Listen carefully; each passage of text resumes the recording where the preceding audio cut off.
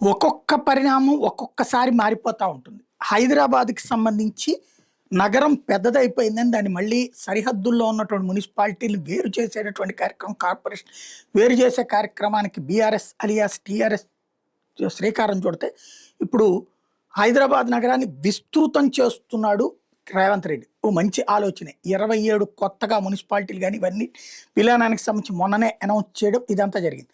ఇప్పుడు ఓవరాల్‌గా హైదరాబాద్ రూపురేఖలు మారబోతుంది. దేశంలోని ఢిల్లీ కంటే కూడా పెద్దది కాబోతుంది. ఢిల్లీలో దాదాపు 250 260 సీట్లుంటాయి. అంటే కార్పొరేటర్ డివిజన్ సీట్లు ఢిల్లీ మెయిన్ ఢిల్లీ నగరానికి సంబంధించి, ఢిల్లీ కార్పొరేషన్‌కి సంబంధించి.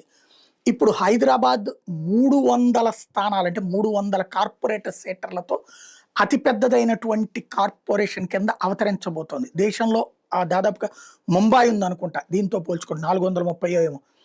హైదరాబాద్ వచ్చేటప్పటికి 300కి కార్పొరేటర్ల పోస్టులు అవుతాయి. అట్లాగే హైదరాబాద్ కార్పొరేషన్ ఓవరాల్‌గా లెక్కేసుకుంటే ఈ కొత్త వాటితో కూడా కలిపి అసెంబ్లీ స్థానాలు డబుల్ డిజిట్‌లోనే ఉన్నది.